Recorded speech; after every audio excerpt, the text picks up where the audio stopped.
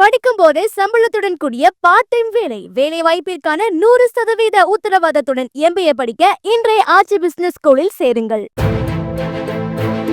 திருநெல்வேலி மாவட்டம் களக்காடு அருகே மான் வேட்டையில் ஈடுபட்டதாக கைதான இசக்கிராஜ் என்பவர் விசாரணையின் போது தனது விரலில் இருந்த மோதிரத்தை விழுங்கி தற்கொலைக்கு முயன்றதாக வனத்துறை அதிகாரிகள் தெரிவித்துள்ளனர்.